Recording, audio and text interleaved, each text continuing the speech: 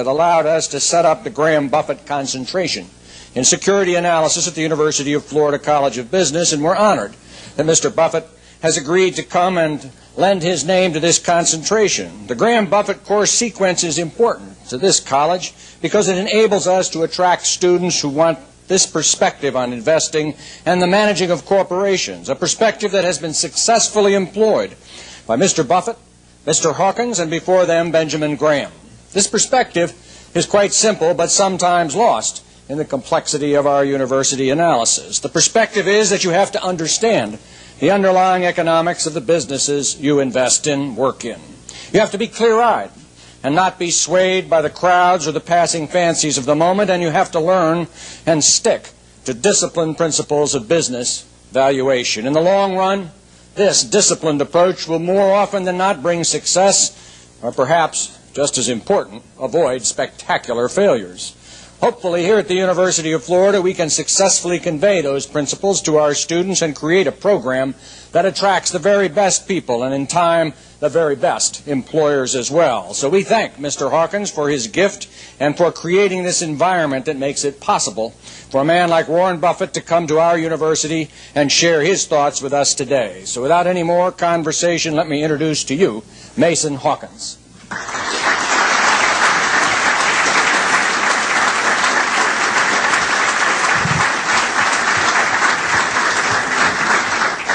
Thanks a lot, Dr. Lombardi. I've got a prepared thing or two to say, but before I started, I wanted to just say that looking around this audience, it's a huge improvement from when Dan Connell and DeWitt Storm and some of the rest of us were here. This group's been greatly upgraded. As a Florida graduate living in the state of Tennessee, it's been quite an experience. And so I can say without any exaggeration, it's great to be back in Gator Country, especially after our little sojourn to the city of Knoxville not too long ago. If I ever hear Rocky Top again, it's going to be one time too many. These are exciting times for value investors. They're very exciting times to be a University of Florida graduate business student. Today, we're extremely fortunate and grateful to have a very special guest to share his many, many insights with us. He's someone I've admired tremendously for the last 30 years. And additionally, he is a person I think each of us could pattern our lives after as a role model, even though he happens to be an avid Nebraska Cornhusker. And we've got our scars for that, too. It's my honor as well as my privilege to welcome our lifetime's best long-term investor, Mr. Warren Buffett.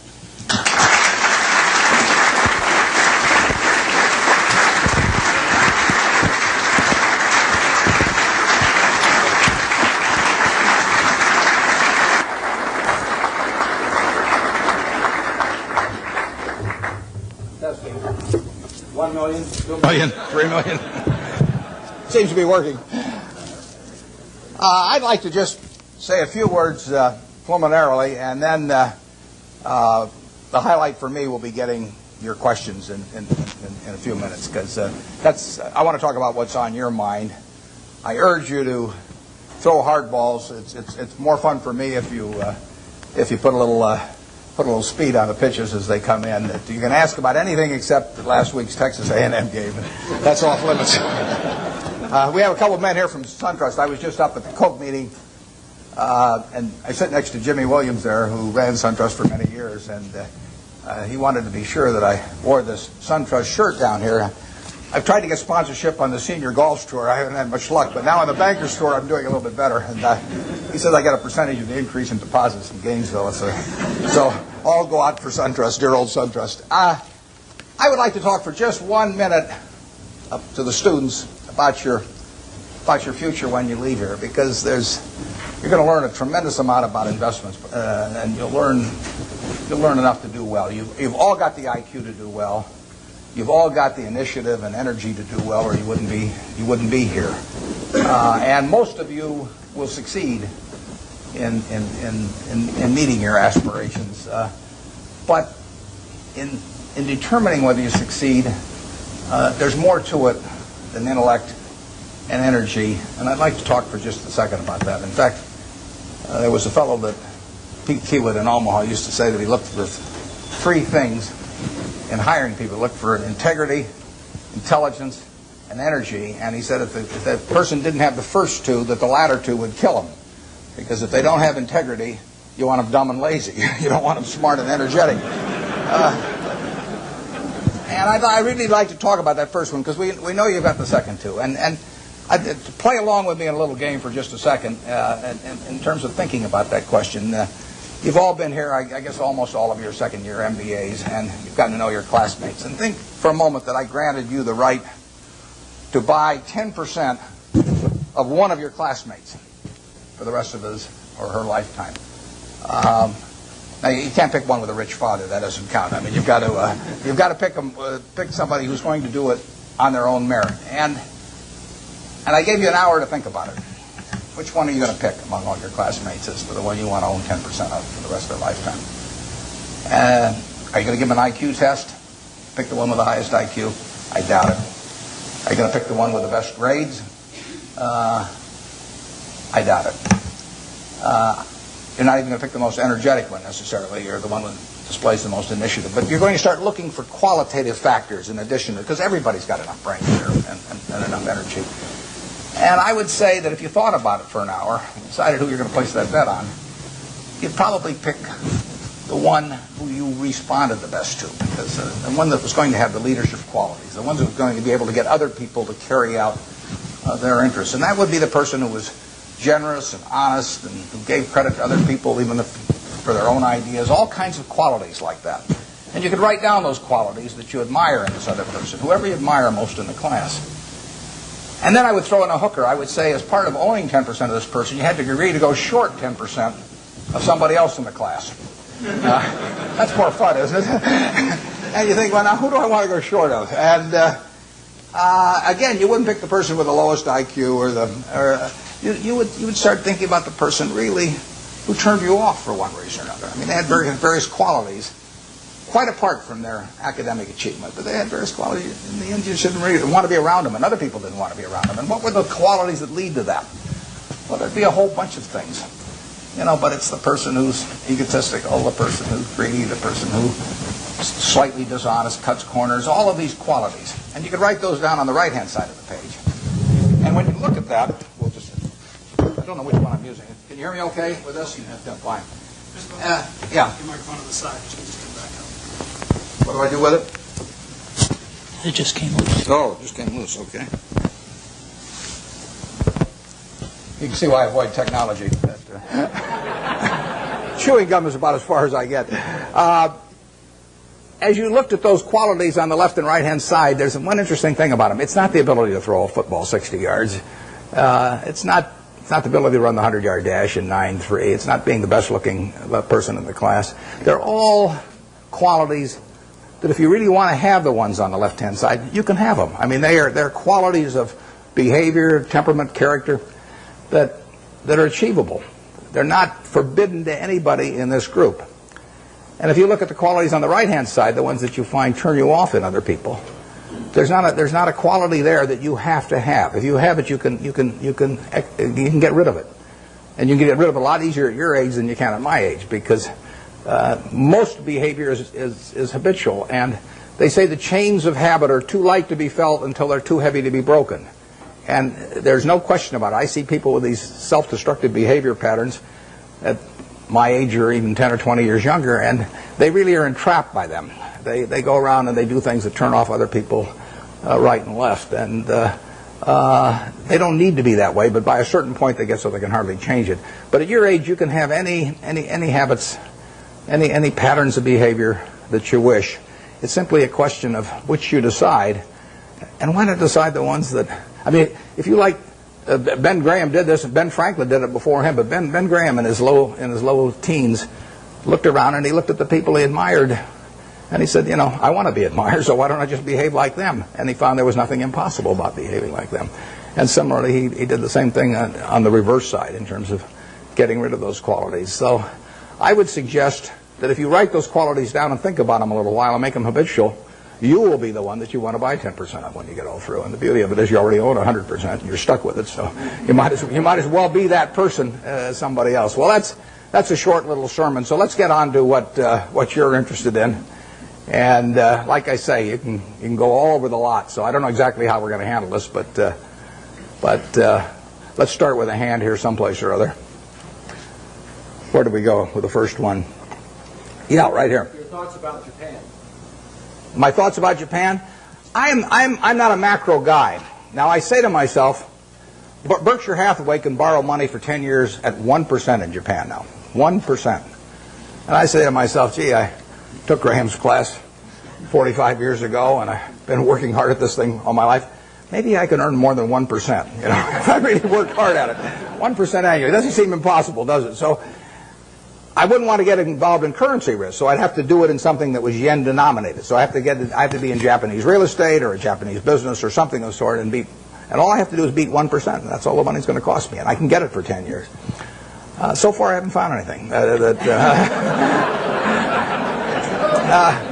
It's kind of interesting. The Japanese companies earn very low returns on equity, and they have a bunch of businesses that earn 4, 5, 6% on equity, and it's very hard to earn a lot as an investor when the business you're in doesn't earn very much money. Now some people do it. In fact, I've got a friend, Walter Schloss, who worked with Graham at the same time I did, and it was the first way I went at stocks, to buy stocks selling way below working capital, very cheap quantitative stocks.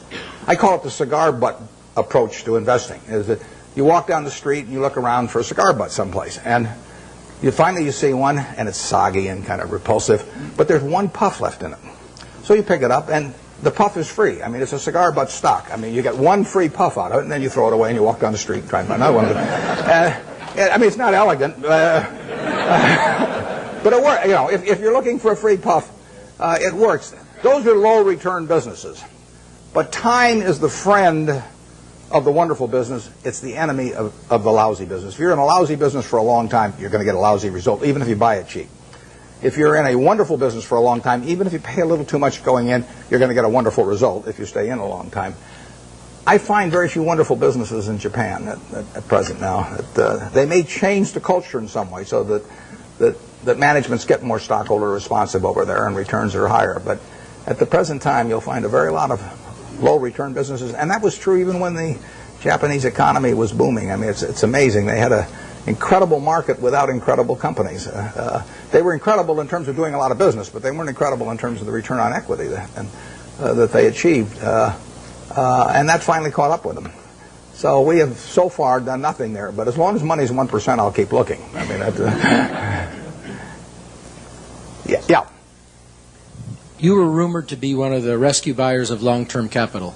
What was the play there? What did you see? Well, there's a story in the current Fortune magazine, one has Rupert Murdoch's picture on the cover that tells the whole story of our involvement. It's kind of an interesting story because it's a long story, so I won't go into all the background of it, but I got the really serious call about long-term capital probably 4 weeks ago this Friday, whenever it was my granddaughter. I got it in mid-afternoon, and my granddaughter was having her birthday party that evening, and then I was flying that night to Seattle to go on a 12-day trip with Gates to Alaska in a private train, all kinds of things where I was really out of communication. But I got this call on a Friday afternoon saying that things were really getting serious there. I'd had some other calls before that the article gets into a few weeks earlier. I know those people, most of them pretty well. A lot of them were at Solomon when I was there. And the place was imploding, and the Fed was sending people up that weekend. And so between that Friday and the following Wednesday, when the New York Fed, in effect, orchestrated a rescue effort, but without any federal money involved, I was quite active, but I was having this terrible time because we were sailing up through these canyons, which held no interest for me whatsoever, in Alaska. And the captain would say, you know, if we just steer over here, we might see some bears and whales. And I said, steer where you get a good satellite connection, because I want. So it was. In fact, there's a picture, unfortunately, where I've got my Old Faithful is going off behind me, and I've got my back to it. I'm on the phone, which was the people in the group thought it was kind of funny the way I was working the phone. But we put in a bid on Wednesday morning.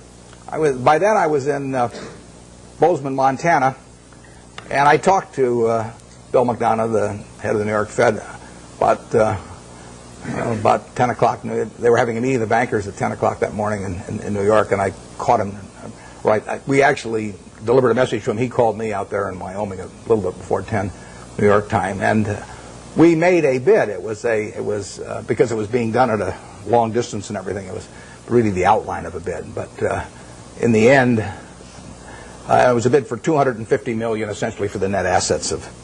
But we would have put in $3.75 billion on top of that, and it would have been $3 billion from Berkshire Hathaway, $700 million from AIG, and $300 million from Goldman Sachs. And we submitted that, but we put a very short time fuse on it, because when you're bidding on $100 billion worth of securities that are moving around, you don't want to leave a fixed price bid out there very long. Plus, we were worried about it getting shopped. In the end, the bankers made the deal, and but it was an interesting period. The whole long-term capital management, and I hope most of you are familiar with it, but the whole story is really fascinating, because if you take John Meriwether and Eric Rosenfeld, Larry Hillenbrand, Greg Hawkins, Victor Agani, the two Nobel Prize winners, Merton and Scholes, if you take the 16 of them, they probably have as high an average IQ as any 16 people working together in one business in the country, including at Microsoft or wherever you want to name. So there's an incredible amount of intellect in that room. Now you combine that with the fact that those 16 had extensive experience in the field they were operating. I mean, this was not a bunch of guys who had made their money, selling men's clothing and then all of a sudden went into the securities business or anything. They'd had in aggregate, the 16 had probably had 350 or 400 years of experience doing exactly what they were doing. And then you throw in the third factor, that most of them had virtually all of their very substantial net worths in the business. So they had their own money up, hundreds and hundreds of millions of dollars of their own money up, super high intellect, working in a field they knew, and essentially they went broke.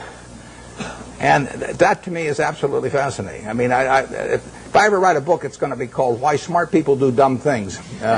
My partner says it should be autobiographical, but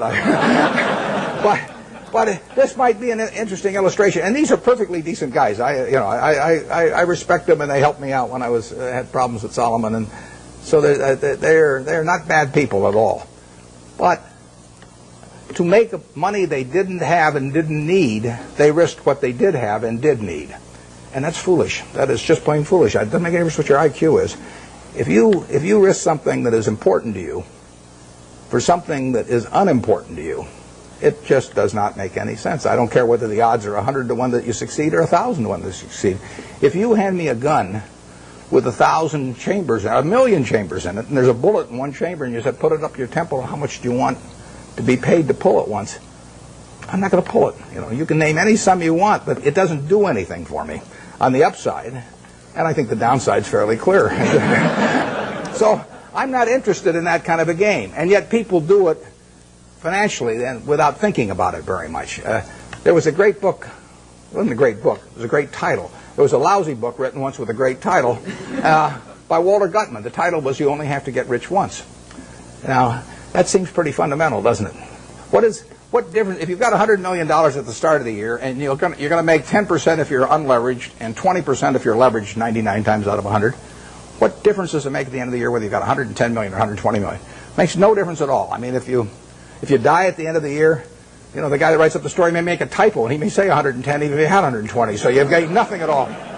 It makes absolutely no difference. It makes no difference to your family. It makes no difference to anything.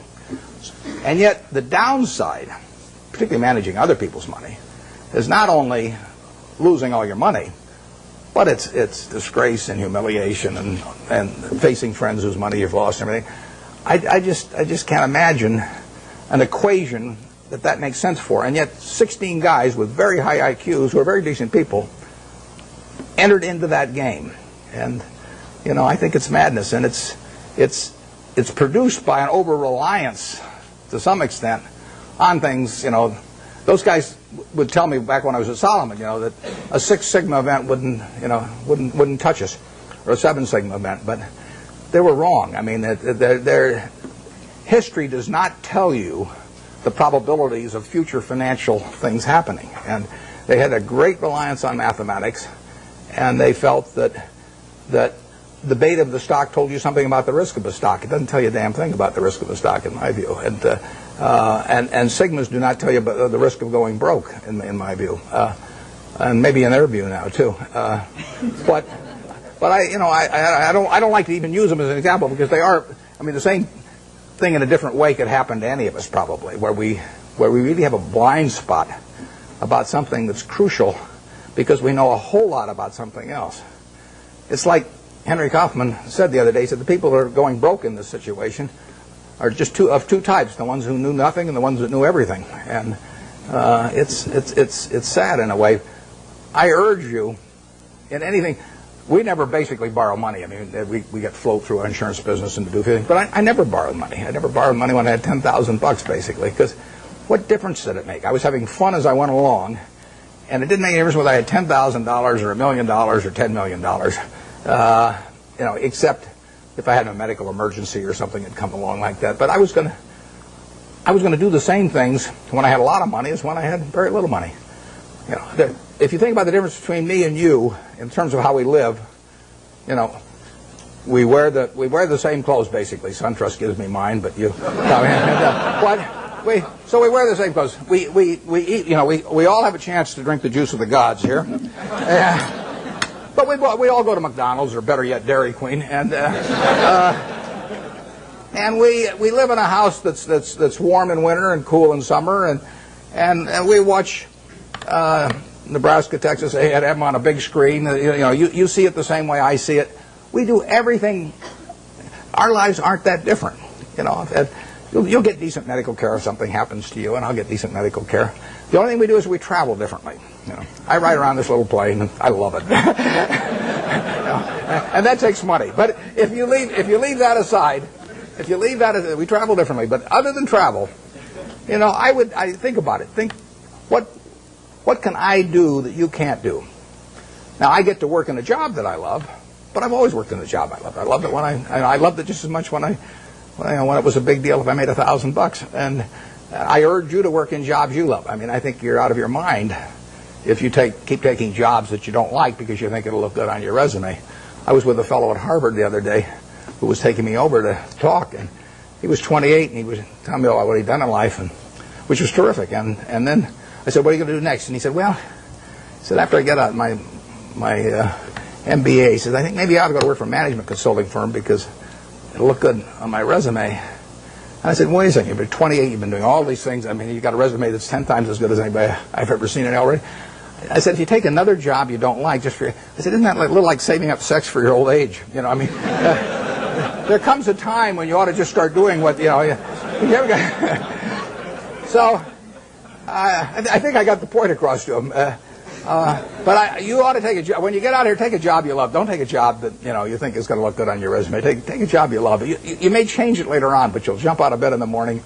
I mean, when I got out of Columbia, the first thing I tried to go to work for Graham immediately. I offered to go to work for him for nothing.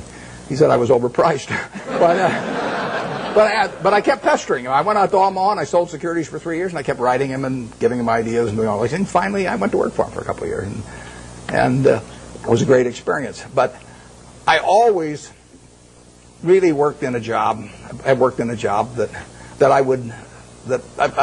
loved doing. And you should really take a job that if you were independently wealthy, you would take. That's the job to take, because that's the one that you're going to have great fun in. You'll learn something. You'll be excited about it, and you can't miss. You may go do something else later on, but you'll get way more out of it. And I don't care what the starting salary is or anything of the sort. I don't know how I got off on that, but there I am. So I do think that if you think you're going to be a lot happier if you've got 2x instead of x, you're probably making a mistake. I mean,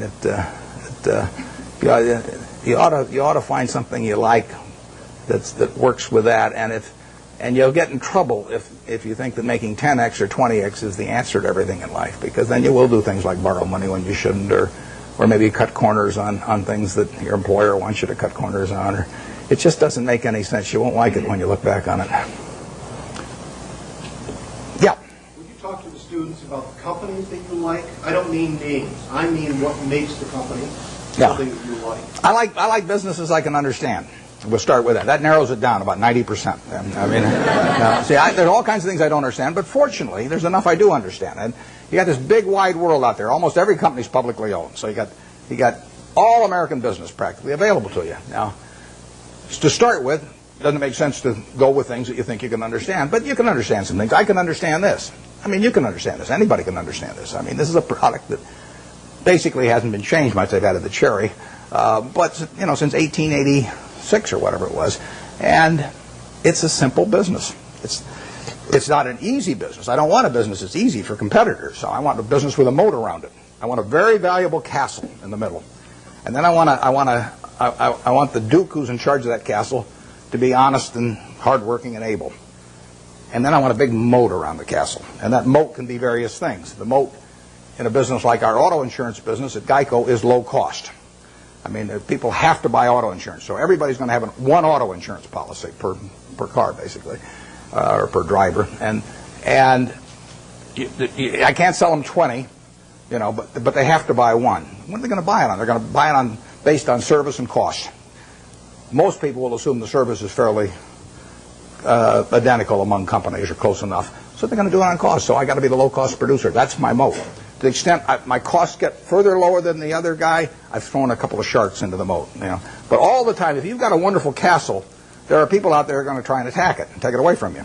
And I want a castle that I can understand, but I want a castle with a moat around it. 30 years ago, Eastman Kodak's moat was just as wide as Coca-Cola's moat. I mean, if you were going to take a picture of your 6-month-old baby, and you're going to want to look at that picture 20 years from now, and you're going to want to look at it 50 years from now, and you're never going to get a chance. I mean, you're not a professional photographer so that you can evaluate what's going to look good 20 or 50 years ago. What is in your mind about that photography company is what counts, because they are promising you that the picture you take today is going to be terrific to look at 20 or 30 or 50 years from now about something that's very important to you, maybe your own child or whatever it may be. Well, Kodak had that in spades 30 years ago. They owned that. They had what I call share of mind. Forget about share of market, share of mind.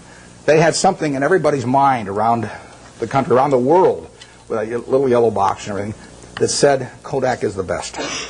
That's priceless. They've lost some of that. They haven't lost it all, and not due to George Fisher, who runs it. George is doing a great job. But they let that moat narrow. They let Fuji come and start narrowing the moat in various ways.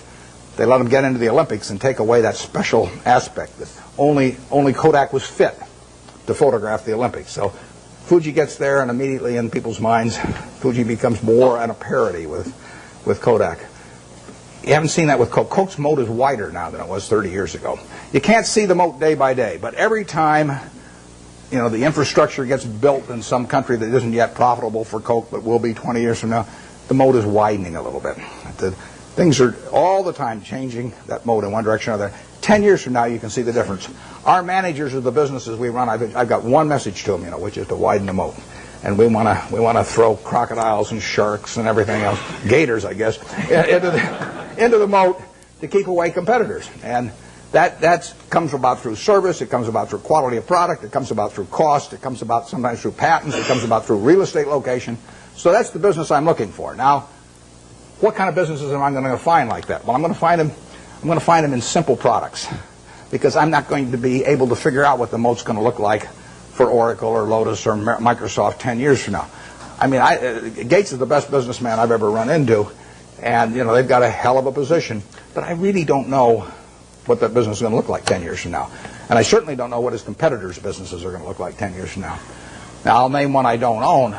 I know what the chewing gum business is going to look like from 10 years from now. I mean, the internet is not going to change how we chew gum. And nothing much else is going to change how we chew gum. And then are there going to be lots of new products? Is it really, our spearmint and juicy fruit and all those going to evaporate? So it isn't going to happen. You give me $1 billion and tell me to go in the chewing gum business and try and make a real dent in Wrigley's, I can't do it. And that's the way I think about business. I say to myself, give me $1 billion and how much can I hurt the guy? Give me $10 billion. Give me $10 billion and how much can I hurt Coca-Cola around the world? I can't do it. Well, those are good businesses. Now give me some money and tell me to hurt somebody in some other fields, and I can figure out how to do it. So I want a simple business, easy to understand, great economics now, honest and able management, and then I can see about, in a general way, where they're going to be 10 years from now. And if I can't see where they're going to be 10 years from now, I don't want to buy it. Basically, I don't want to buy any stock where if they close the New York Stock Exchange tomorrow for 5 years, I won't be happy owning it. I buy a farm, and I don't get a quote on it for 5 years, and I'm happy if the farm does okay. I buy an apartment house, don't get a quote on it for 5 years. I'm happy if the apartment house produces the returns that I expect. But people buy a stock, and they look at the price the next morning, and they decide whether they're doing well or not doing well. It's crazy, because they're buying a piece of a business. That's what Graham, the most fundamental part of what he taught me. You're not buying a stock, you're buying a part ownership in a business. You will do well if the business does well, and if you didn't pay a totally silly price. And that's what it's all about. And you ought to buy businesses you understand. Just like if you're buying farms, you ought to buy farms you understand. It's not complicated. Incidentally, in calling this Graham Buffett, I mean, it's just pure Graham. I was very fortunate because I picked up a book when I was 19. I got interested in stocks when I was about 6 or 7, and I bought my first stock when I was 11, but I was playing around with all this stuff. I had charts and volume, and I'm making all kinds of technical calculations and everything. And then I picked up a little book, and it just said that you're not buying some little ticker symbol that bounces around every day. You're buying a part of the business. And as soon as I started thinking about it that way, everything else followed. Very simple. So we buy businesses we think we can understand. There's no one here that can't understand the Coca-Cola company. I would say there's no one here that can understand some new internet company. And I said at the annual meeting this year that if I were teaching a class in business school on the final exam, I would pass out the information on an internet company and ask each student to value it. And anybody that gave me an answer, I'd flunk. I don't know how to do it. But people do it every day. I mean, it's more exciting. I mean, if you look at it like going to the races or something, that's a different thing. But if you're investing, I mean, investing is putting out money to be sure of getting more money back later, at an appropriate rate. And to do that, you have to understand what you're doing it in. I mean, you have to understand the business. And you can understand some businesses, but not all businesses. Yep. Warren, so you covered half of it, which is trying to understand a business and buying a business, but you also alluded to getting a return on the amount of capital you invest in the business as an investor. And that comes back to what are you paying for the business. How do you determine what you think is a fair price to pay for the business? It's a tough thing to decide, but I don't want to buy into any business I'm not terribly sure of. So if I'm terribly sure of it, it probably isn't going to offer incredible returns. I mean, why should something that is essentially a cinch to do well offer you 40% a year or something like that? So we don't have huge returns in mind, but we do have in mind never losing anything. And I mean, we bought See's Candy in 1972. See's Candy was then selling 16 million pounds of candy at $1.95 a pound, and it was making 2 bits a pound or $4 million pre-tax. We paid $25 million for it. Took no capital to speak of. When we looked at that business, basically my partner Charlie and I really decided whether there was a little untapped pricing power there. In other words, whether that $1.95 box of candy could just as easily sell for $2 or $2.25. If it could sell for $2.25, another 30 cents a pound was $4.8 million on 16 million pounds, which on a 25 million purchase price was fine. We didn't do any, we've never hired a consultant in our lives. Our idea of consulting is go out and buy a box of candy, and eat it.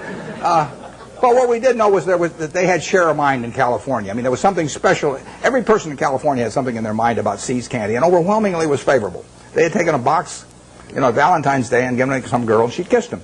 If she'd slapped him, we'd have no business. But as long as she kisses him, that's what we want in their mind. See's Candy getting kissed. And if we can get that in the minds of people, we can raise prices. And I bought that I bought it in 1972. We've raised every year. I raise the price on December 26th. I raise it the day after Christmas, so that everybody, because we sell a lot at Christmas. In fact, we'll make $60 million this year. We'll sell 30 million pounds, make $2 a pound.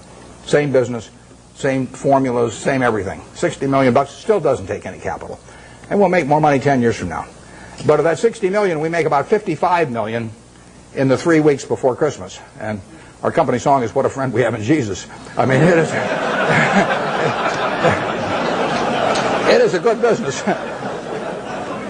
But the important thing about that business is that, think about it a little. Most people don't buy boxed chocolates to consume themselves. They buy them as gifts.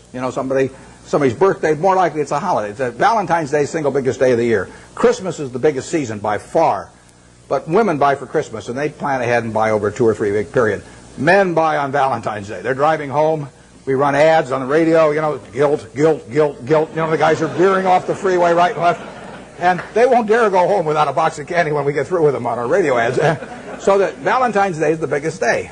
But can you imagine going home on Valentine's Day, and our See's candy is now $11 a pound, thanks to my brilliance. And let's say there's candy available at $6 a pound. But do you really want to walk in on Valentine's Day and hand, your wife's got all these favorable images of the See's candy over the years, and she sees you, and that's the way she thinks of you during the rest of the year when you really behave kind of badly. And you walk in and say, honey, this year I took the low bid, and then hand her a box of candy. It just isn't going to work. So, in a sense, there's untapped price. It's not price dependent, basically. Think of Disney. Disney is selling, we'll say, home videos for, $16.95, $18.95, or whatever. All over the world, people, and we'll say particularly mothers in this case, have something in their mind about Disney. Every person in this room, when you say Disney, has something in their mind about it. If I say Universal Pictures, you don't have anything in your mind. If I say 20th Century Fox, you don't have anything special in your mind. If I say Disney, you've got something in your mind. And that's true around the world. Now picture yourself with a couple of young kids, who you want to put away for a couple of hours every day so you get a little peace of mind. And if you get them one video, they'll watch it 20 times. So you go to the video store or wherever you buy the video. Are you going to sit there and premiere, 10 different videos and watch them each for an hour and a half to decide which one your kid should watch? No. Let's say there's one there for $16.95 and the Disney's there for $17.95. If you take the Disney video, you're going to be okay. So you buy it. And you don't have to make a quality decision on something that you don't want to spend the time to do. And so you can get a little bit more money if you're Disney, and you'll sell a lot more videos. It makes it a wonderful business. Makes it very tough for the other guy. How would you try to create a brand? DreamWorks is trying, but how would you try to create a brand that competes with Disney around the world and to replace the concept that people have in their minds about Disney with something that says Universal Pictures? So that the mother's going to walk in and pick out a Universal Pictures video in preference to a Disney. It's not going to happen.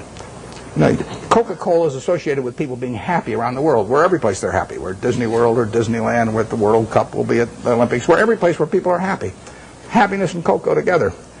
Now, you give me, I don't care how much money, and tell me that I'm going to do that with RC Cola around the world and have 5 billion people that have a favorable image in their mind about RC Cola. It can't get done. And you can fool around with you can do anything you want to do. You can have price discounts on weekends and everything, but you're not going to touch it. And that's what you want to have in a business. That's the moat. And you want that moat to widen. And if you're See's Candy, you want to do everything in the world to make sure that the experience, basically, of giving that gift leads to a favorable reaction. That means what's in the box. It means the person that sells it to you, because all our business is done when we're terribly busy. People come in those weeks before Christmas or on Valentine's Day, and there are long lines. So at 5 o'clock in the afternoon, some woman is selling the last person the last box of candy, and that person's been waiting in line for maybe 20 or 30 customers. And if the salesperson smiles at that last customer, our moat is widened. And if she snarls at him, our moat is narrowed. We can't see it. It's going on every day, but that's the key to it. It's a total part of the product delivery is having everything associated with it, say, See's Candy, and something pleasant happening. And that's what business is all about. Yep. When purchasing a company, how much qualitative analysis do you do versus quantitative analysis? And have you ever bought a company where the numbers told you not to? Those are the best buys. The question is whether have I ever bought a company where the numbers told me not to, and how much is qualitative and how much is quantitative. The best buys have been when the numbers almost tell you not to. Because then you feel so strongly about the product, and not just the fact that you're getting a used cigar butt cheap, that it's compelling. I owned a windmill company at one time, so windmills are cigar butts, believe me. I bought it very cheap. I bought it at a third of working capital, and we made money out of it. But there's no repetitive money to be earned. There's a one-time profit in something like that, and it's just not the thing to be doing. I went through that phase. I bought streetcar companies and all kinds of things. But in terms of the qualitative, I probably understand the qualitative the moment I get the phone call. Almost every business we've bought has taken 5 or 10 minutes, in terms of analysis. And we bought 2 businesses this year. General Re is, $18 billion or some deal. I've never been to their home office. I hope it's there. There could be just a few guys, and they say, well, what numbers shall we send Buffett this month? I can see him coming in once a month and saying, well, we'll just tell him we've got $20 billion in the bank this month instead of $18 billion or something. But I've never been there. And before I bought Executive Jet, which is fractional ownership of jets. And before I bought it, I'd never been there. I bought my family a quarter interest in the program 3 years earlier, and I'd seen the service and seen it develop well. And I got the numbers, but if you don't know enough to know about the business instantly, you won't know enough in a month or 2 months. I mean, you have to have sort of the background of understanding and knowing what you do understand and don't understand. And that is the key. It's defining what I call your circle of competence. And everybody's got a different circle of competence. The important thing is not how big the circle is. The important thing is staying inside the circle. And if that circle has only got 30 companies in it out of thousands on the big board, as long as you know which 30 they are, you're okay. And you should know those businesses well enough so that you don't need to do lots of work. Now, I did a lot of work in the earlier years just in getting familiar with businesses. And the way I would do that is I would go out and use what Phil Fisher called the scuttlebutt approach. I'd go out, I'd talk to customers, I'd talk to maybe ex-employees in some cases, I'd talk to suppliers, everybody. Every time I'd see somebody in an industry, let's say I was interested in the coal industry, I'd go around and see every coal company, and I'd ask every CEO, if you could only buy stock in one coal company that wasn't your own, which one would it be and why? And you piece those things together, and you learn a lot about the business after a while. And the funny thing is you get very similar answers as long as you ask about competitors. That, I'd say if you got a silver bullet, and you put it through the head of one competitor, which competitor and why? You'll find out who the best guy in the industry is in that case, or the one that's coming up. And there's a lot of things you can learn about a business. I've done that in the past on the businesses that I feel I could understand, so I don't have to do much of that anymore. The nice thing about investing is you don't have to learn anything very new. I mean, you can do it if you want to, but if you learned about Wrigley's chewing gum 40 years ago, you still understand Wrigley's chewing gum. There's not a lot of great insights to get or anything of the sort as you go along. So you do get a database in your head. I had a guy, Frank Rooney, who ran Melville for many years. His father-in-law died, owned a company called H.H. Brown, a shoe company. And he put it up with Goldman Sachs, but he was playing golf with a friend of mine here in Florida and mentioned to this friend, the guy said, why don't you call Warren? He called me at the end of the golf match, and in 5 minutes I basically had a deal. But I knew Frank, and I knew the kind of business, and I sort of knew the basic economics of a shoe business, and so I could buy it. And quantitatively, I got to decide what the price is. But that's either yes or no. I mean, I don't fool around a lot with negotiations. So if they name a price that makes sense to me, I buy it. And if they don't, I was happy the day before, so I'll be happy the day after without owning it. Yeah. Coca-Cola just announced a drop in expectations in terms of future earnings and fourth quarter earnings. And in light of the fact that Coke has a lot of their profits coming in from outside the United States, how do you think the Asian crisis, so to speak, is going to affect Coke, and for that matter, the U.S. economy in general? The question is about the Asian crisis and how it affects a company like Coke that recently announced that the earnings, actually they just announced their third quarter earnings, but a few weeks ago they tipped people off that they were going to be lower in the fourth quarter and so on. Well, basically I love it, but because the market for Coca-Cola products is going to grow far faster over the next 20 years internationally than it will in the United States. It'll grow in the United States on a per capita basis, but it's going to grow faster elsewhere. So the fact that it's going to be a tough period for, who knows, 3 months or 3 years, but it won't be tough for 20 years. I mean, people are still going to, they're going to work productively around the world, and they're going to find that this is a bargain product in terms of the portion of their working day that they have to give up in order to have one of these, or better yet, 5 of them a day, like I do. This is a product. In 1936, when I first bought 6 of those for a quarter and sold them for a nickel each, and it was in a 6.5-ounce bottle, and you paid a 2-cent deposit on the bottle, that was a 6.5-ounce bottle for a nickel at that time. It's now a 12-ounce can, which if you buy it on weekends, or if you buy it in bigger quantities, so much money doesn't go to the packaging, I mean, you essentially can buy the 12 ounces for not much more than 20 cents. So you're paying not much more than twice the per ounce price of 1936. And it is a product that's gotten cheaper and cheaper and cheaper in relative to people's earning power over the years. and which people love. In 200 countries, you have the per capita use going up every year for a product that's over 100 years old, and that dominates the market. I mean, it's unbelievable. One thing that people don't understand is one of the things that makes this product is worth tens and tens of billions of dollars. Is one simple fact about really all colas, but we'll call it Coca-Cola for the moment. It happens to be a name I like. Cola has no taste memory. You can drink one of these at 9 o'clock, 11 o'clock, 3 o'clock in the afternoon, 5 o'clock. The one at 5 o'clock will taste just as good to you as the one you drank early in the morning. You can't do that with cream soda, root beer, orange, grape, you name it. All of those things accumulate on you. Most foods and beverages accumulate on you. You get sick of them after a while. And if you eat, I mean, we get these people who go to work for us that seize candy, and we tell them they eat all the candy they want. And the first day they go crazy. But after a week, they're eating about the same amount they'd eat if they were buying it, because chocolate accumulates on, everything accumulates on. There is no taste memory to cola. And that means that you get people around the world that are heavy users that'll drink 5 a day, or Diet Coke, maybe 7 or 8 a day or something of the sort. They'll never do that with other products. So you get this incredible per capita consumption. The average person in this part of the world, well, maybe a little north of here, drinks about 64 ounces of liquid a day. And you can have all 64 ounces of that be Coke, and you will not get fed up with Coke if you like it to start with, in the least. But if you do that with almost anything else, if you eat just one product all day, you'll get a little sick of it after a while. And it's a huge factor. So that today, over 1 billion 8-ounce servings of Coca-Cola products will be sold in the world. And that will grow year by year. It'll grow in every country, virtually. And it'll grow on a per capita basis. And 20 years from now, it'll grow in a lot faster internationally than in the U.S. So I really like that market better, because there is more growth there over time. But it will hurt them it is hurting them in the short term right now. But that doesn't mean anything. I mean, Coca-Cola went public in, I think it was 1919. Stock sold for $40 a share.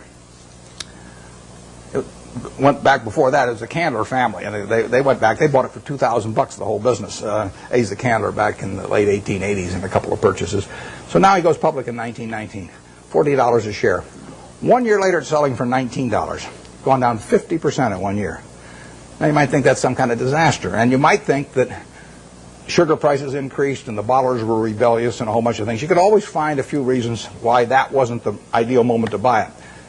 Years later, you'd have seen the Great Depression, and you'd have seen World War II, and you'd seen sugar rationing, and you'd seen thermonuclear weapons, and the whole thing. There's always a reason. But in the end, if you'd bought one share for $40 and reinvested the dividends, it'd be worth about $5 million now. And that factor so overrides anything else. I mean, if you're right about the business, you'll make a lot of money. And the timing part of it is a very tricky thing. So I don't worry about any given event if I've got a wonderful business, what it does to next year or something of the sort. There price controls have been in this country at various times, and that's fouled up even the best of businesses. I mean, I wouldn't be able to raise the price on December 26th of See's Candy if we had price controls, and we've had them in this country. But that doesn't make it a lousy business if that happens to happen, because you're not going to have price controls forever. We had them in the early 70s. So the wonderful business, you can figure out what will happen. You can't figure out when it will happen. You don't want to focus too much on when. You want to focus on what. If you're right about what, you don't have to worry about when very much. Is there an area I'm missing back there any place? I just want to make sure I'm not focusing all of them on one place. Let me get this gentleman over here. Most human mistakes, but the most successful of those will learn lessons from those mistakes and use them to generate themselves later. What investment mistakes have you made, or that you feel that you made, and how have you used those lessons? The question is about my business mistakes. How much time do you have? Well, the interesting thing about the mistakes is that in investments, at least for me and for my partner Charlie Munger, the biggest mistakes have not been mistakes of commission, they've been mistakes of omission. They're where we knew enough about the business to do something, and for one reason or another, we sat there sucking our thumbs instead of doing something. And so we've passed up things where we could have made billions and billions of dollars from things we understood. Forget about things we don't understand. In fact, I could make billions out of Microsoft. Doesn't mean anything because I never understand Microsoft. But if I can make billions out of healthcare stocks, then I should make it, and I didn't. You know, when the Clinton healthcare program was proposed and they all went in the tank, we should have made a ton of money out of that because I could understand it, and I didn't make it. I should have made a ton of money out of Fannie Mae back in the mid-'80s because I understood it and I didn't do it. Those are billion-dollar mistakes or multi-billion-dollar mistakes that generally accepted accounting principles don't pick up. The mistakes you see, I made a mistake buying U.S. Air Preferred some years ago. I mean, I had a lot of money around. I make mistakes when I get cash. Charlie tells me to go to a bar instead. You know, don't hang around the office. But I hang around the office and I got money in my pocket. I do something dumb. And it happens every time. So I bought this thing. Nobody made me buy it.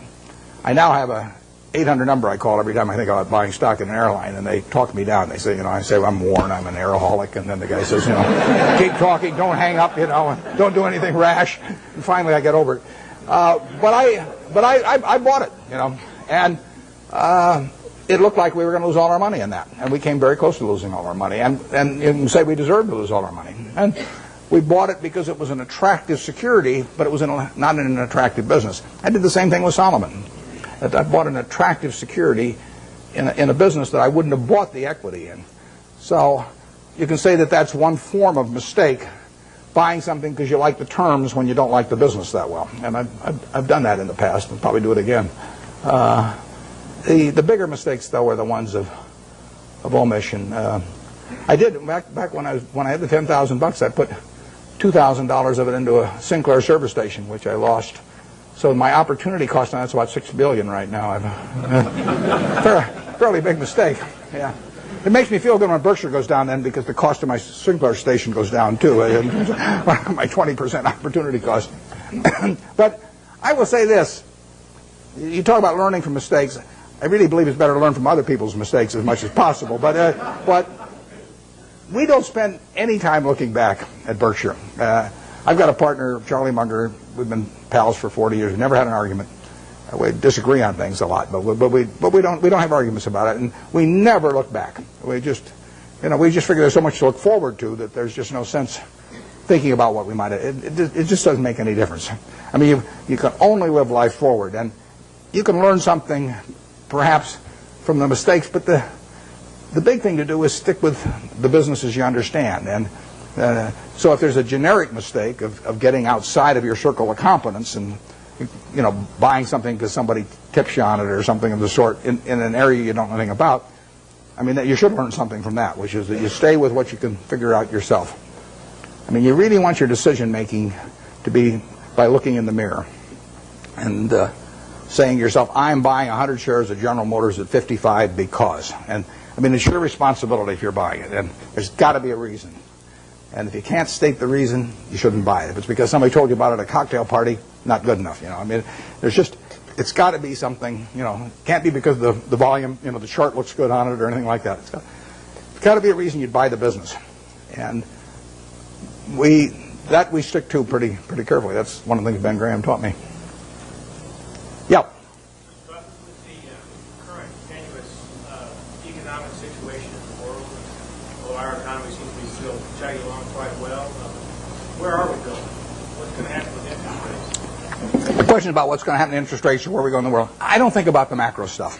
I just important. What you really want to do in investments is figure out what's important and knowable. If it's unimportant or unknowable, you forget about it. What you talk about is important, but in my view, it's not knowable. Understanding Coca-Cola is knowable, or Wrigley, or Eastman Kodak, or anything. I mean, you can understand those businesses. That's knowable. And whether it turns out to be important depends on where your valuation leads you and the current price and all of that. But we have never either bought a business or not bought a business because of any macro feeling of any kind. We don't read things about predictions about interest rates or business or anything like that because it doesn't make any difference. I mean, let's say in 1972 when we bought See's Candy, I think maybe Nixon put on the price controls a little bit later. Let's say we'd seen that. But so what? We'd have missed a chance to buy something for $25 million that's earning $60 million pre-tax now. I mean, we don't want to pass up the chance to do something intelligent because of some prediction about something that we're no good on it anyway. So we just don't read or listen to or do anything in relation to macro factors at all, zero. And the typical investment counseling organization goes out and they bring out their economists, they trot him out, and he gives you this big macro picture, and then they start working from there on down. In our view, that's nonsense. And if Alan Greenspan was on one side of me and Bob Rubin on the other side, they were both whispering in my ear exactly what they're going to do the next 12 months. It wouldn't make any difference to me in what I pay for executive jet or general reinsurance or anything else I do.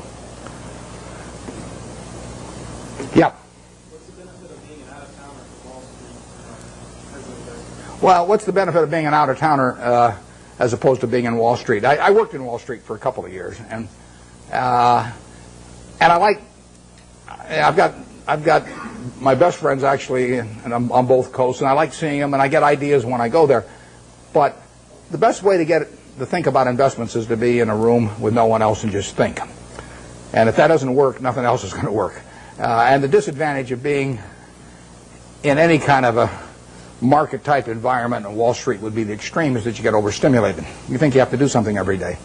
I mean, the Candler family paid $2,000 for this company, and you don't have to do much else if you pick one of those. And the trick then is not to do anything else, even not to sell it in 1919, which the family did later on. So what you're looking for is some way to get one good idea a year, and then ride it to its full potential. And that's very hard to do in an environment where people are shouting prices back and forth every 5 minutes and shoving reports under your nose and all that. Because Wall Street makes its money on activity. You make your money on inactivity. I mean, if everybody in this room trades their portfolio around every day with every other person, you're all going to end up broke, and the intermediary is going to end up with all the money.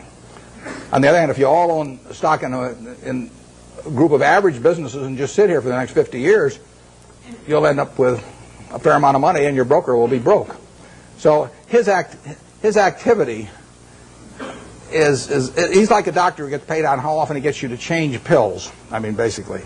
If he gives you one pill and it cures you the rest of your life, he's got one sale, one transaction, and that's it. But if he can convince you that changing pills every day is the way to great health, it'll be great for him and the prescriptionists, and you'll be out a lot of money, and you won't be any healthier. You'll be a lot worse off financially. So you want to stay away from any environment that stimulates activity, and Wall Street would have the effect of doing that. I used when I went out to Omaha, I'd go back about once every 6 months, and I'd go back with a whole list of things I wanted to check out one way or another, companies I wanted to see, and I would get my money's worth out of those trips. But then I'd go back to Omaha and think about it. Yeah. How should an investor evaluate owning shares of Berkshire Hathaway or Microsoft when they don't pay dividends to the investor? Yeah, well, the question with Berkshire Hathaway, the question was about evaluating Berkshire when it doesn't pay any dividends, and it won't pay any dividends either. It's a promise I can keep. All you get with Berkshire, you stick it in your safe deposit box, and then every year you go down and fondle it. You take it out and fondle it, then you put it back. And I mean, there's enormous psychic reward in that. You don't underestimate it. But the real question is whether we can keep retaining dollar bills and turning them into more than a dollar at a decent rate. And that's what we try to do. And Charlie Munger and I have our money in it to do that. That's all we'll get paid for doing. We won't take any options. We won't take any salaries to speak of or anything. We'll ride around in the plane. But that's what we're trying to do. It gets harder all the time. The more money we manage, the harder it is to do that. And we would do way better percentage-wise with Berkshire if it was 1/100th the present size. But it is run for its owners, but it isn't run to give them dividends, because so far every dollar that we've earned and could have paid out, we've turned into more than a dollar. It's worth more than a dollar to keep it, and therefore it'd be silly to pay it out. Even if everybody was tax-free that owned it, it would have been a mistake to pay dividends at Berkshire, because so far the dollar bills retained have turned into more than a dollar. But there's no guarantee that happens in the future, and at some point the game runs out on that. But it is the goal of, that is what the business is about. Nothing else about the business do we judge ourselves by. We don't judge it by the size of its home office building or anything of the number of people working around it. We've got 12 people at headquarters. We've got 45,000 employees at Berkshire and 12 people at headquarters, 3,500 square feet, and we won't change it. So we will judge ourselves by the performance of the company, and that's the only way we'll get paid. But believe me, it's a lot harder than it used to be. Is there anything way in the back? Because I want to make sure I'm not missing people back there that haven't called. Okay, then we'll go to the. Well, how about way over there on the aisle? Yeah. I missed this. What made me decide to invest? What? One of your investments has reached its full potential. As you said earlier, that you. I missed the last part of it. Oh, reached its full potential. Well, ideally, you buy in businesses where you feel that will never happen. In terms of, I mean, I don't buy Coke with the idea that it's going to be out of gas in 10 years, or 15 years. I mean, there could be something happen, but I would think that the chances of that are almost nil. So what we really want to do is buy businesses that we would be happy to own forever. It's the same way I feel about people who buy Berkshire. I want people to buy Berkshire that plan to hold it forever. They may not for one reason or another, but I want them at the time they buy it to think they are buying a business that they're going to own forever. And I don't say that's the only way to buy things. It's just that that's the group I want to have join me, because I don't want to have a changing group all the time. I measure Berkshire by how little activity there is in it. If I had a church and I was the preacher and half the congregation left every Sunday, I wouldn't say, "Oh, this is marvelous because I have all this liquidity among my members." There's terrific turnover. I would rather get a church where all the seats are filled, every Sunday by the same people. Well, that's the way we look at the businesses we buy. We want to buy something that we're really happy to own virtually forever, and we can't find a lot of those. And back when I started, I had way more ideas than money, so I was just constantly having to sell what I thought was the least attractive stock in order to buy something that I just discovered that looked even cheaper. But that's not our problem really now. And so we hope we're buying businesses that we're just as happy with 5 years from now as now. And if we ever found some huge acquisition, then we'd have to sell something maybe to make that acquisition. But that would be a very pleasant problem to have. We never buy something with a price target in mind. I mean, we never buy something at 30 saying if it goes to 40, we'll sell it, or 50 or 60 or 100. We just don't do it that way any more than when we buy a private business like See's Candy for $25 million. We don't say to ourselves, if we ever got an offer of $50 million for this business, we'd sell it. That's just not the way to look at a business. The way to look at a business is this going to keep producing more and more and more money over time? And if the answer to that is yes, you don't need to ask any more questions. Yeah, way back there. Those same principles in mind, what was the motivation for taking a piece of Solomon and similarly long-term capital? And how did you come up with the valuation? Well, Solomon, like I said, I went into that because it was a 9% security in 1987, September 1987. The Dow was up 35% that year. We'd sold a lot of stuff, and I had a lot of money around. It looked to me like we were never going to get a chance to do anything. So I took an attractive security form in a business I would never buy the common stock of. And I went in because of that, and I think that's generally a mistake. It worked out okay finally on that, but it's not what I should have been doing. I either should have waited, in which case I could have bought more Coca-Cola a year later or thereabouts, or I should have even bought Coke at the prices it was selling at then, even though it was selling at a pretty good price at the time. So that was a mistake. On long-term capital, we have learned other businesses that are associated with securities over the years. And, I mean, one of them is arbitrage. I've done arbitrage for 45 years, and Graham did it for probably 30 years before that. And that's a business, unfortunately, I have to be near a phone for, and I have to really run out of the office myself, because it requires being more sort of market attuned. And I don't want to do that anymore. So unless a really big arbitrage situation came along that I understood, I won't be doing much of that. But I've probably been in 300 arbitrage situations at least in my life, maybe more. And it was a good business, perfectly good business. Long-term capital has a bunch of positions. They got tons of positions, but the top 10 are probably 90% of the money that's at risk. And I know something about those 10 positions. I don't know everything about them by a long shot. But I know enough where I would feel okay at a big discount going in, and we would have the staying power to hold it out. We might lose money on something like that, but the odds are with us. That's a game that I understand. There's a few other positions we have that aren't that big because they can't get that big, but they could involve yield curve relationships or on the run, off the run governments or things like that are just things you learn over time if you're around securities markets. They're not the base of our business. Probably on average, they've accounted for a half a percentage point of our return a year, or 3/4 of a percentage point a year of our return. They're little pluses that you get for actually having just been around a long time and learning a little bit about it. First arbitrage, not the first arbitrage I did, but one of the first arbitrages I did, involved a company where they were offering cocoa beans in exchange for their stock. That was in 1955. And I bought the stock, turned in the stock, got warehouse certificates for cocoa beans, and they happened to be a different type. They were trading in the New York Cocoa Exchange, but there was a basis differential in my favor, and I sold them. I mean, that's just something that I was around at the time, so I learned about.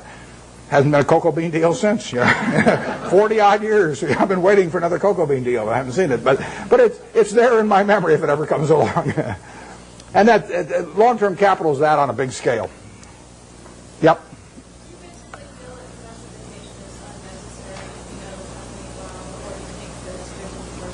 The question is about diversification, and I've got a dual answer to that. If you are not a professional investor, if your goal is not to manage money in such a way as to get a significantly better return than the world, then I believe in extreme diversification. I mean, so I believe 98 or 99%, maybe more than 99% of people who invest should extensively diversify and not trade. So that leads them to an index fund type of decision with very low costs.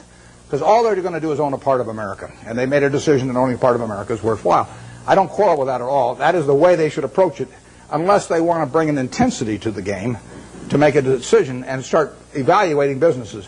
But once you're in the business of evaluating businesses, and you decide that you're going to bring the effort and intensity and time involved to get that job done, then I think that diversification is a terrible mistake to any degree. And I got asked that question when I was at SunTrust the other day. And if you really know businesses, you probably shouldn't own more than 6 of them. I mean, if you can identify 6 wonderful businesses, that is all the diversification you need. And you're going to make a lot of money. And I will guarantee you that going into a 7th one is going to, rather than putting more money in your first one, it's got to be a terrible mistake. Very few people have gotten rich on their 7th best idea. But a lot of people have gotten rich on their best idea. So I would say that for anybody working with normal capital who really knows the businesses they've gone into, a 6 is plenty. And I probably have half of it in what I liked best. I don't diversify personally. I mean, all the people I know that have done well, with the exception, we mentioned Walter Schloss here earlier. Walter diversifies a lot. He owns a little of everything. I call him Noah. He's got 2 of everything.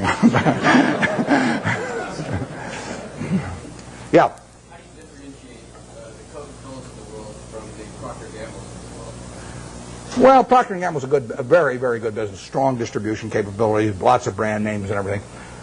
But if you ask me, if I'm going to go away for 20 years, to put all my family's net worth in one business, would I rather have Procter & Gamble or Coke? Actually, Procter & Gamble's a little more, it'd be more diversified among product line, but I would feel sure of Coke than Procter & Gamble. I wouldn't be unhappy if somebody told me I had to own Procter & Gamble during that 20-year period. I mean, that would be in my top 5% because they are not going to get killed. But I would feel better about the unit growth and the pricing power of a Coke over 20 or 30 years than I would about a Procter & Gamble. Right now, the pricing power might be tough, but you think of billion servings a day, an extra penny, $10 million a day. We own 8% of it. That's $800,000 a day for Berkshire Hathaway. You get another penny out of the stuff. Doesn't seem impossible, does it? I mean, it's worth another penny. It doesn't. Right now, it'd be a mistake to try and get it in most markets. But over time, Coke will make more per serving than it does now. 20 years from now, I'll guarantee it'll make more per serving. They'll be selling a whole lot more servings. I don't know how many. I don't know how much more, but I know that.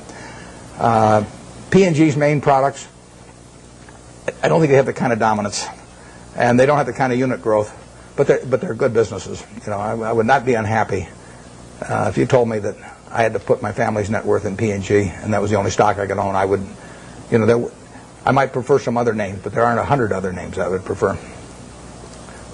Yeah. On that same model, what about McDonald's? Should we go away 20 years from that? McDonald's, the question is about McDonald's and going away for 20 years. McDonald's has got a lot of things going for it, and particularly abroad again. I mean, their position in abroad in many countries is stronger relatively than here. It's a tougher business over time.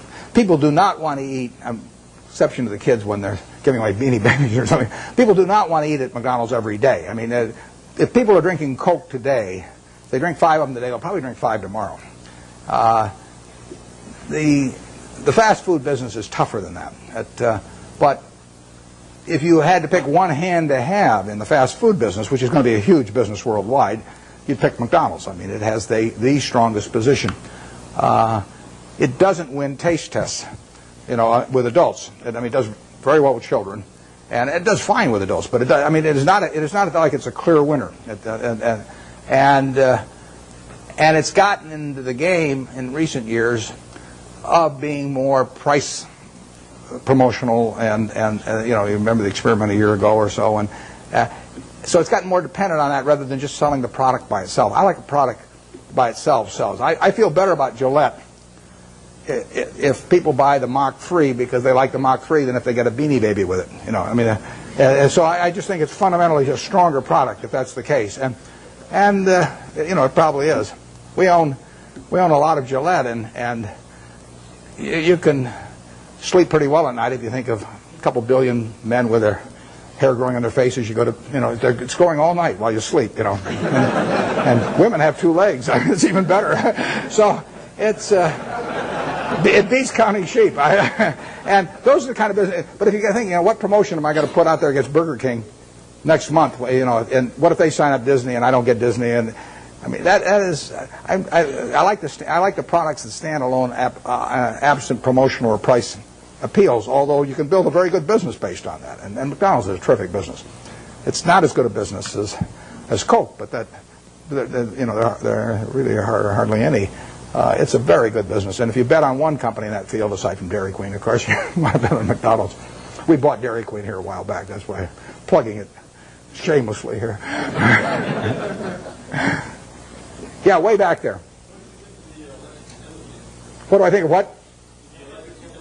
The electric utility industry. Well, I've thought about that a lot because you can put big money in it, and I've even thought of buying entire businesses. There's a fellow in Omaha actually that's done a little of that through Cal Energy, but I don't quite understand the game in terms of how it's going to develop with deregulation. I mean,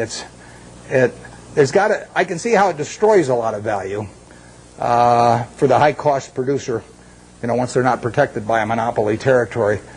And I don't for sure see who benefits and how much. I mean, obviously the guy with very low-cost power, some guy's got hydropower, at 2 cents a kilowatt or something like that, has got a huge advantage.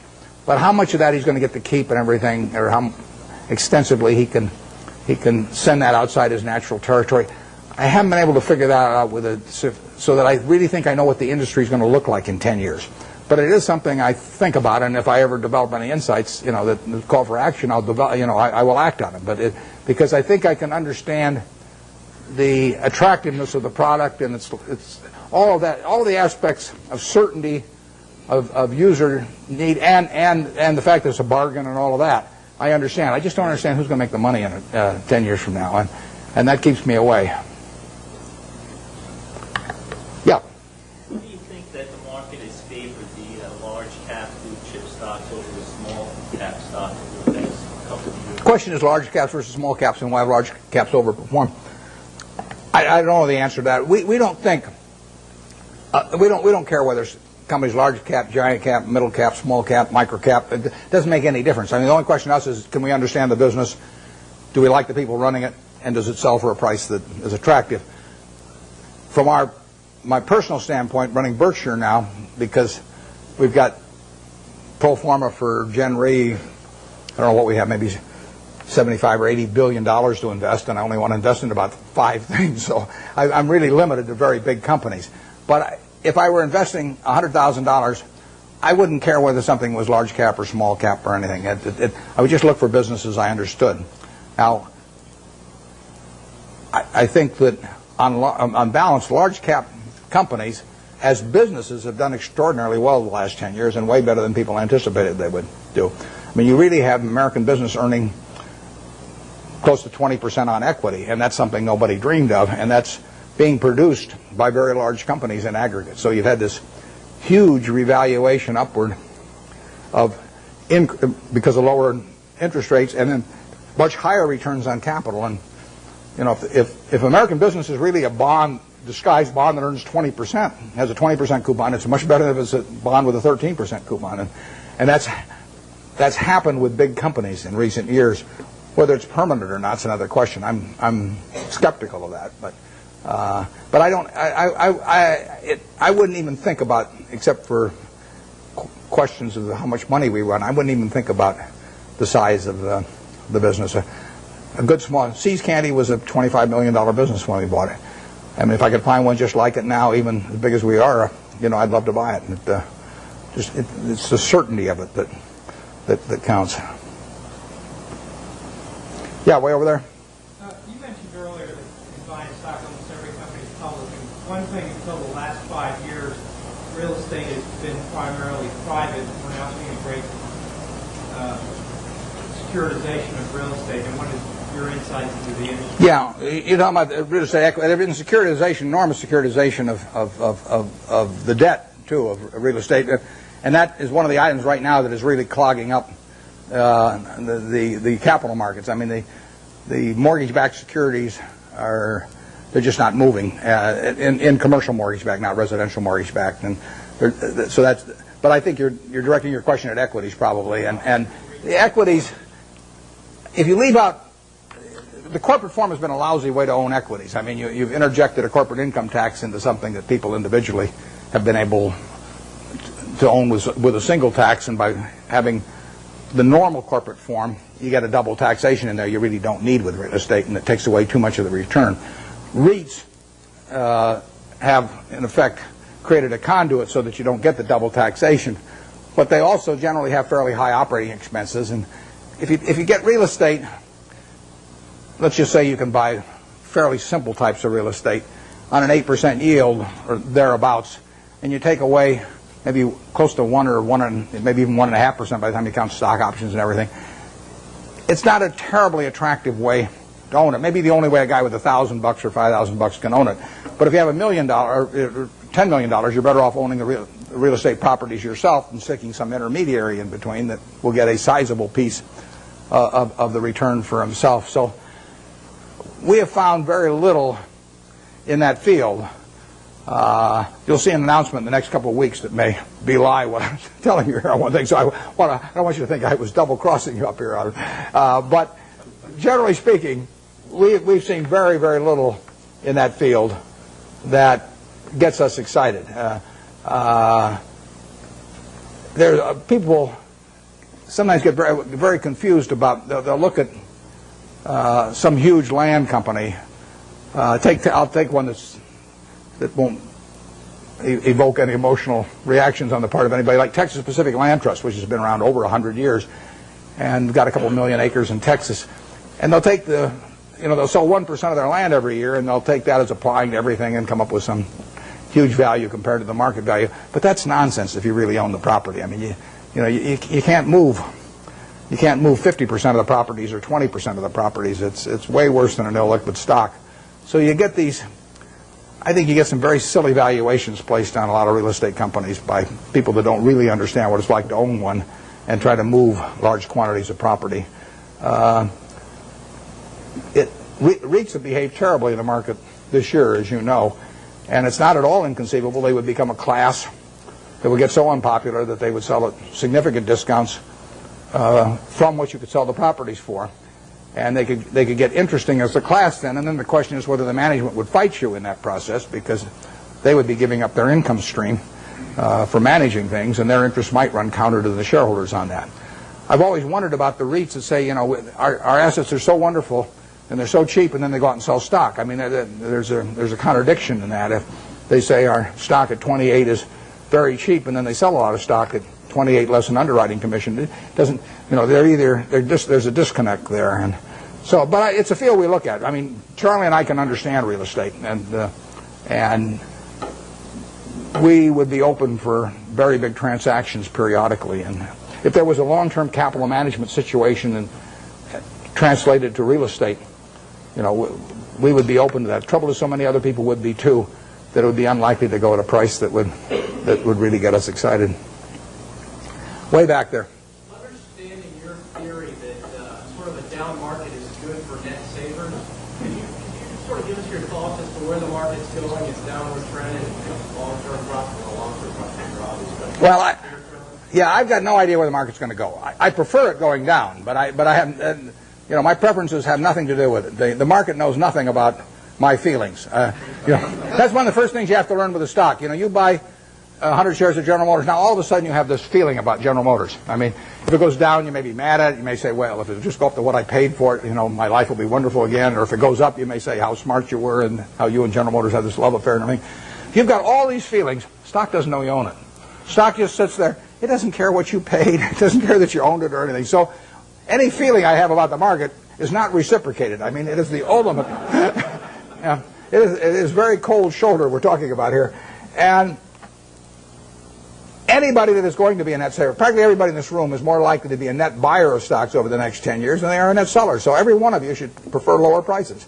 I mean, if you're going to be a net eater of hamburger in the next 10 years, you want hamburger to go down unless you're a cattle producer.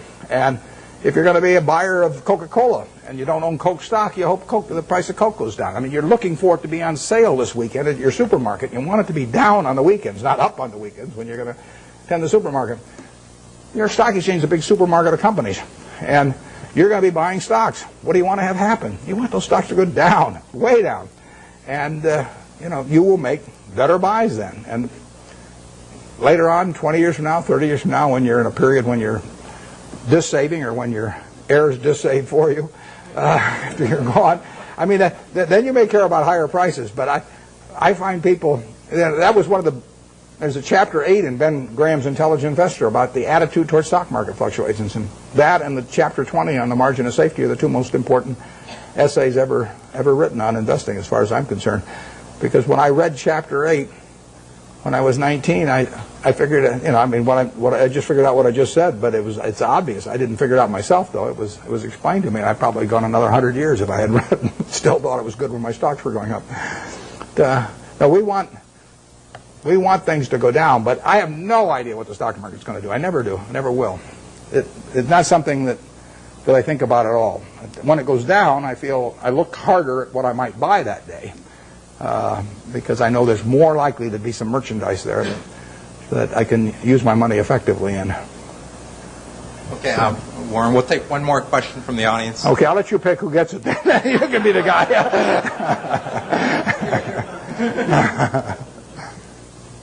What's the question? Okay, right back there. If you live it again, study your life again, then what would you like to do to have a happier life? Yeah, I would say, and this is going to sound disgusting. The question is, what would I do if I were going to live over again and have a happier life? The only thing I might do is select a gene pool where people live to be 120 or something that I came from. But I've been extraordinarily lucky. I mean, I use this example. I'll take a minute or two because I think it's worth thinking about a little bit. Let's just assume that it was 24 hours before you were born, and a genie came to you, and he said, Herb, you look very promising, and I've got a big problem. I've got to design the world in which you're going to live. And he said, I decided, the hell with it, it's too tough. You design it. So you've got 24 hours. You figure out what the social rules should be, the economic rules, the governmental rules, and you're going to live under those, and your kids are going to live under them, and their kids are going to live under. And you say, I can design anything? And Genie says, yeah, you can do it. And you say, well, there must be a catch. He says, well, there is a catch. You don't know whether you're going to be born black or white, rich or poor, male or female, infirm or able-bodied, bright or retarded. All you know is you're going to take one ball out of a barrel that's got 5.8 billion. You're going to participate in what I call the ovarian lottery. You're going to get one ball out of there. And that is the most important thing that's ever going to happen to you in your life, because that is going to control whether you're born here or in Afghanistan, or whether you're born with an IQ of 130 or an IQ of 70. It's going to determine a whole lot. And you're going to go out of the world and you're going to have that ball. Now, what kind of a world do you want to design? Well, I think that's a good way to look at social questions, because not knowing which ball you're going to get, you're going to want a ball that you're going to want design a system that's going to produce lots of goods and services, because you're going to want people on balance to live well. And you're going to want it that produces more and more, so your kids live better than you do and your grandchildren live better than the kids. But you're also going to want a system that, if it does produce lots of goods and services, does not leave behind a person that accidentally got the wrong ball and is not well wired for this particular system. See, I'm ideally wired for the system I fell into here. I mean, I came out and I got something that enables me to allocate capital. You know, nothing so wonderful about that. If all of us were stranded on a desert island, you know, we all landed there and we're never going to get off of it, the most valuable person would be the one that could raise the most rice, you know, over time. And you know, I could say, well, I can allocate capital. You know, how about paying me? And you wouldn't get very excited about that. So I am in the right place. I mean, Gates says if I'd been born, you know, a few million years ago, I'd been some animal's lunch. You know, he says you can't run very fast, you can't climb trees, you can't do anything. You've just been chewed up in the first day. So he says you're lucky you were born today, and I am. But the question, getting back, one question you can ask yourself, incidentally, is here is this barrel with 5.8 billion balls. Everybody in the world, if you could put your ball back, and then they took out at random 100 other balls, and you had to pick one of those, would you put your ball back in? Now, those 100 balls that you're going to get out, roughly 5 of them will be American. So there's 95 versus 5. So you're only going to have 5 balls. If you want to be in this country, you're only going to have 5 balls now left. You know, half of them are going to be women, half of them are going to be men. I'll let you all decide how you vote on that one. Half of them are going to be below average intelligence, half are going to be above. I mean, do you want to put your ball back? Most of you, I think, will not want to put that ball back to get 100. So what you're saying is, I'm in the luckiest 1% of the world right now, sitting in this room, top 1% of the world. Well, that's the way I feel. I mean, I've been lucky to be born where I was, because it was 50-1 against me in the United States when I was born. Lucky with parents, lucky with all kinds of things, and then lucky to be wired in a way that in a market economy pays off like crazy for me. It doesn't pay off for somebody who's absolutely as good a citizen as I am, you know, leading Boy Scout troops, teaching Sunday school, whatever, raising fine families, but it just doesn't happen to be wired in the same way I am. So I've been extremely lucky, so I would like to be lucky again. And if I'm lucky, then the way to do it is to play out that game and do something you enjoy, you know, all your life, and be associated with people you like. I only work with people I like. You know, I don't. If I could make it $100 million by buying a business with some guy that caused my stomach to churn, I'd say no, because I say that's just like marrying for money, which probably isn't a very good idea in any circumstances. But if you're already rich, it's crazy, right? So, I am not going to marry for money.